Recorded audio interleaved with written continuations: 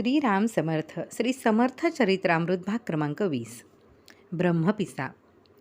श्री शिवाजी महाराजांनी समर्थांना एक तलवार दिलेली होती. ती तलवार नेहमी समर्थांच्या उशाशी असे. एके दिवशी आपल्या शिष्यांची परीक्षा पाहावी म्हणून समर्थ पहाटे उठले. कुंकवाचा मळवट भरला, दाढी आणि केस अस्ताव्यस्त केले आणि शिष्य मंडळी दर्शनाला येण्याच्या वेळी ते खोलीमध्ये एरझाऱ्या घालू लागले. शिष्यांना या प्रकारची काहीच कल्पना नव्हती. नित्याप्रमाणे शिष्यमंडळी समर्थांच्या खोलीत येत आहेत. एवढ्याच समर्थांनी तलवार उगारली आणि ते म्हणाले, एक पाऊल तरी पुढे टाका, एकेकाचे मस्तकच तोडून टाकतो. हे शब्द ऐकून शिष्यमंडळी धावत सुटली. आज हा काय प्रकार झाला हे त्यांना कळेना. कुणी म्हणाले, समर्थांना वेड लागलेले दिसत आहे. दुसरा म्हणाला, छे हो, डोक्यावर काहीतरी परिणाम झालेला असेल. तिसरा म्हणाला, हे जर असेच असेल तर आपण आपल्या गावी जावे हेच बरे. होता होता सर्व गडावर समर्थांच्या वेडाची बातमी समजली. सर्व मंडळी मंदिरात आल्याबरोबर समर्थ धावत बाहेर आले आणि खबरदार पाऊल पुढे टाकाल तर एकेकाचा मुर्दाच पाडतो असे म्हणत ते त्यांच्या अंगावर धावून गेले.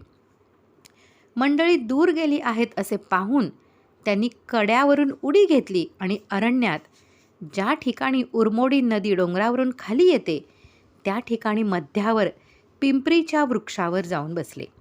इकडे कल्याण शिरगावाहून आला होता. त्याला हे वर्तमान समजताच तो म्हणाला, तुम्ही समर्थांना वेड लागले असे म्हणता, त्या अर्थी तुमचेच डोके फिरलेले दिसत आहे.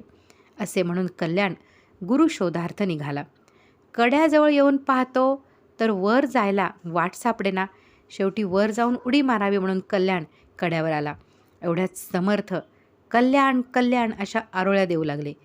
कल्याण आता कड्यावरून उडी घेणार एवढ्यात समर्थ वानराप्रमाणे चढून वर आले आणि तलवार उगारून कल्याणा पुढे ये, म्हणजे खांडोळीच करतो असे म्हणू लागले. कल्याण म्हणाला, महाराज, गुरुमाऊलींच्या हातून मृत्यू येणे यासारखी पवित्र गोष्टच नाही. समर्थांनी कल्याणाचे केस धरले आणि एक हिसका देऊन त्याला वाकवला आणि आता मानेवर तलवार चालवणार एवढ्यात कल्याण म्हणाला, महाराज, तलवार अशा सफाईने चालवा की एका घावात 2 तुकडे होतील. समर्थ म्हणाले, इतक्या सुखासुखी मी तुला मरू देणार नाही.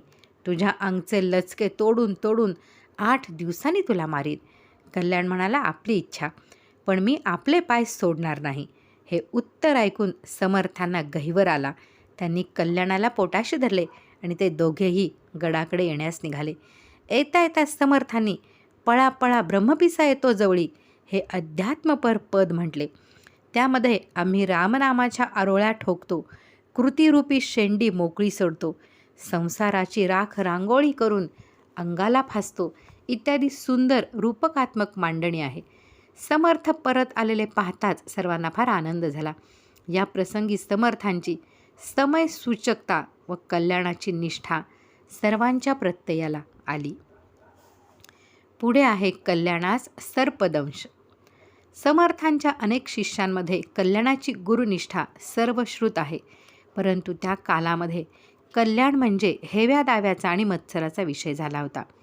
समर्थ फक्त कल्याणालाच तेवढी कामे सांगतात आणि आम्हाला ओझ्याच्या बैला इतकी सुद्धा किंमत नाही, अशी शिष्यांमध्ये बोलणी होत असत. हे वृत्त समर्थांना समजले व त्यांनी सर्व शिष्यांची परीक्षा घ्यावयाचे ठरवले. समर्थांच्याजवळ परीक्षेचे प्रश्न सदैव तयार असत. ते केव्हा, कुठे आणि कशी परीक्षा घेतील याचा नेमच नसे.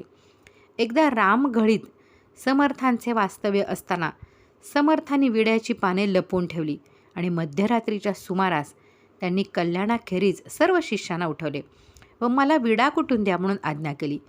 कधी नव्हे ती आज समर्थ सेवेची संधी आलेली पाहून जो तो धडपडू लागला. कुणी पानदान आणले, कुणी खलबत्ता आणला, कुणी तस्त आणून ठेवले. एक जण विडा कुटायला सुरुवात करणार एवढ्यात दुसरा समर्थांना म्हणाला, महाराज, पाने संपलेली दिसत आहेत. समर्थ म्हणाले, पाने संपली म्हणून काय झाले? वेलीही खुंटल्या काय? रानात जा आणि ताबडतोब पाने घेऊन या. आता आणीबाणीचा प्रसंग आला. इतक्या मध्यरात्री पाने आणायला रानात कसे जायचे? एक शिष्य म्हणाला, महाराज, आम्ही सकाळी उठल्याबरोबर प्रथम पाने आणायचे काम करू. समर्थ म्हणाले, अरे, तुम्ही सकाळी पाने आणाल ही गोष्ट खरी, पण मला आत्ता विडा हवा आहे, त्याची काय वाट? शिष्य म्हणाले, तसे पाहिले तर आत्तासुद्धा पाने आणायला हरकत नाही, पण रात्री वेलींना कसे शिवायचे? समर्थांनी सबब ओळखली आणि कल्याणाला उठवले. समर्थ म्हणाले, कल्याणा, पाने संपली आहेत. एवढे ऐकताच कल्याणाने खडावा चढवल्या आणि तो पाने आणण्यासाठी निघून गेला. इकडे शिष्यांमध्ये कुजबूज सुरू झाली. एवढे वैराग्य संपन्न आणि निरासक्त असूनसुद्धा आज महाराजांना विड्याचा मोह आवरत नाही. व्यसन हे असेच आहे बरे. या कल्याणाने तरी आपल्या शिष्यमंडळांची बाजू उचलून धरायची, पण ते नाही. समर्थांनी आज्ञा केली हा निघाला लुबऱ्यासारखा. काही स्वत्व स्वाभिमान आहे की नाही? आपले स्वतंत्र मत म्हणून कल्याणाला नाहीच, अशी त्यांची बडबड चालू होती. एवढ्यात समर्थ आल्याने म्हणाले, अरे तुम्ही इकडे गप्पात गुंग झाला आहात. तिकडे कल्याणाची काय अवस्था आहे याचा काही विचार तरी तुमच्या मनात आहे की नाही? आत्ताच कल्याणाची आर्त किंकाळी माझ्या कानावर आली. चला उठा, आपण कल्याणाकडे जाऊया. चुडे पेटवून घ्या. शिष्य चडफडत उठले आणि समर्थांच्या बरोबर निघाले. काही अंतर चालून गेल्यावर एके ठिकाणी कल्याणाची स्वारी बेशुद्ध होऊन पडलेली दिसली. शेजारीच ज्याने कल्याणाला दंश केला होता तो नाग फणा काढून बसला होता. समर्थ नागावर संतापले आणि म्हणाले, आम्ही निरुपद्रवी माणसे या ठिकाणी राहत असताना आम्हाला तुम्ही का त्रास देता? राहावायचे असेल तर सरळपणाने इथे राहा, नाहीपेक्षा इथून बऱ्या बोलाने चालते व्हा. हे वाक्य जणू काही नागाने ऐकले. त्याला ते समजले. त्याने समर्थांना प्रदक्षिणा घातली. आपला फणा 3 वेळा समर्थांच्या पायाच्या अंगठ्यावर आपटला आणि तो निघून गेला. आता कल्याणाच्या अंगात भिनलेले विष कसे नाहीसे करायचे? समर्थांनी भैरोबाला विनंती केली.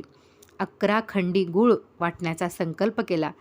त्याप्रमाणे भैरोबाने विष काढून घेतले आणि कल्याण पूर्ववत होऊन पाने आणण्यासाठी निघाला. समर्थ म्हणाले, कल्याणा जातोस कुठे? कल्याण म्हणाला, महाराज, कामगिरी पूर्ण झाली नाही. समर्थ म्हणाले, अरे पानाची जरुरी नाही. पान पुडीत हवी तेवढी आहेत. या पानांच्या निमित्ताने मी तुमची परीक्षा घेतली एवढेच. शिष्य हो, तुमच्यामध्ये आणि कल्याणामध्ये काय फरक आहे हे तुम्ही ओळखलेत ना? तुम्ही आपल्या देहाला सर्वस्व मानता आणि कल्याण देहासह सर्वस्व गुरुचरणांवर अर्पण करतो. पुढे आहे, पैठणचे ब्राह्मण समर्थांची परीक्षा पाहण्यास आले. समर्थांनी गंगा प्रदक्षिणा केली होती तेव्हा ते पैठणास गेले होते. तेथील ब्राह्मण मंडळी समर्थांचे सामर्थ्य माहीत होते. समर्थ सध्या राजगुरू झाले आहेत तेव्हा त्यांचे सामर्थ्य पूर्वीप्रमाणे आहे की नाही हे पाहण्यासाठी 150 ब्राह्मण पैठणहून निघून मजल दर मजल करीत माहुलीस आले. त्यांनी राजश्रींकडे आम्ही येत आहोत, आपली व समर्थांची भेट घेण्याची इच्छा आहे असा निरोप पाठवला. राजश्रींनी 3ऱ्या प्रहरी येण्यास सांगितले व सर्व हकीकत समर्थांना सांगितली. समर्थ म्हणाले, शिवबा, पैठणकर ब्राह्मण इकडे येणार की तुम्ही भेटायला जाणार? शिवराय म्हणाले, आज्ञा होईल तसे करीन. समर्थ म्हणाले, ते साक्षात भूदेव आहेत, आपणच त्यांना सामोरे जावे. राजे म्हणाले, ठीक आहे, 3य प्रहरी तुम्ही त्यांना आणावयास जा, आम्ही थोडी शिकार करून येतो असे समर्थ म्हणाले. त्यावर शिवराय आश्चर्याने म्हणाले, आपण शिकार केलेली आम्ही ऐकली नाही आणि आजच शिकारीस जाता हे काय? समर्थ म्हणाले, तू त्याची चौकशी करू नकोस, आम्ही तुला शिकार दाखवू. नंतर समर्थ कल्याणास बरोबर घेऊन गोंडाळीच्या खोऱ्यात आले. तिथे खडा मारावा व चिमणी पडावी असे करून 2 मण मावणाऱ्या पिशवीत त्यांनी चिमण्या भरल्या. झोळी भरल्यावर समर्थ म्हणाले, कल्याणात चल, आता ब्राह्मणांच्या दर्शनात जाऊ. इकडे राजश्रींची स्वारी माहुलीच्या रस्त्याने माळाखाली आली. तोच माहुलीकडून येणारे ब्राह्मण दिसले म्हणून घोड्यावरून उतरून त्यांनी ब्राह्मणास दंडप्राय नमस्कार घातला. तेथेच बैठक घालून ते ब्राह्मणांना क्षेमकुशल विचारित आहेत तोच समर्थ व कल्याण आले. स्वामीस पाहताच महाराजांनी त्यांना वंदन केले. ब्राह्मणांना हेच रामदास असे कळण्यापूर्वीच समर्थांनी त्यांना साष्टांग नमस्कार केला. मग राजश्रींनी विचारले, महाराज, स्वारी कुठपर्यंत गेली होती? समर्थ म्हणाले, गोंडाळी खोऱ्यात शिकारीसाठी गेलो होतो. शिवाजीने शिकार केली असे विचारताच समर्थांनी कल्याणास शिकार दाखव म्हणून सांगितले. ही भाषणे चालू असता ब्राह्मण एकमेकांच्या तोंडाकडे पाहू लागले. तोच कल्याणाने झोळी उलटी केली व सर्व चिमण्या खाली ओतल्या. चिमण्या पाहून ब्राह्मण एकमेकात बोलू लागले. महंताची महंती दृष्टीस पडली. स्वामींची पूर्ण परीक्षा झाली. आता कपाळास शेण पुसावे. परंतु त्यांच्यापैकी एक वृद्ध ब्राह्मणाने, ते नावाचे रामदास आहेत, गडबड करू नका म्हणून सांगितले. राजे मृत चिमण्या पाहून काळवंडले आणि विचार करू लागले की आज ब्राह्मणांच्या देखत समर्थांनी काय चालवले आहे. एवढ्यात राजे म्हणाले, आता दिवस थोडा राहिला आहे, घरीच चलावे. समर्थ म्हणाले, कल्याणा, इतका वेळ तुमचा आमचा खेळ झाला, आता आपण घरी जाणार. या पडलेल्या चिमण्यांची पिल्लेही त्यांच्या घरी वाट पाहत असतील, यास्तव त्यांना निरोप दे. आज्ञा म्हणून कल्याण तसेच उभे राहिलेले पाहून समर्थ म्हणाले, अरे उभा का राहिलास? गवताच्या 10-5 पेंड्या घेऊन ये व त्या चिमण्यांवर ठेवून त्यास अग्नी दे. सर्व ब्राह्मण मंडळी समर्थांना हसू लागली. एवढ्यात गवताचा भडका झाला आणि सर्व चिमण्या भरारा उडून गेल्या. पैठणकर ब्राह्मणास हे पाहून आश्चर्य वाटले. राजश्रींनी विनंती करून हे कसे झाले म्हणून विचारले. समर्थ म्हणाले, इतका वेळ आम्ही खेळ खेळलो, आता आम्ही घरी निघालो, तेव्हा त्यांनाही घरी पाठवले.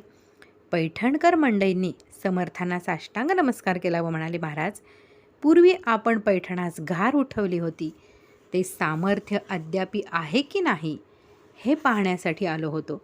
आपण आमचा संशय दूर केला. समर्थ म्हणाले, आपण साक्षात भूदेव आहात. तुम्हापाशी सामर्थ्य दाखवण्याची योग्यता कोणाची? तुमचे सामर्थ्य तुम्हीच दाखवता व पाहता. मी तर देवा ब्राह्मणांचा दास आहे.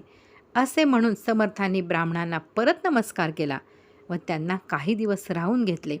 त्यांचा आदर सत्कार करून नंतर त्यांना निरोप दिला. पुढे आहे श्री शिवाजी महाराजांची गुरुनिष्ठा. ते आपण पुढे पाहूयात. श्रीराम जय राम जय जय राम.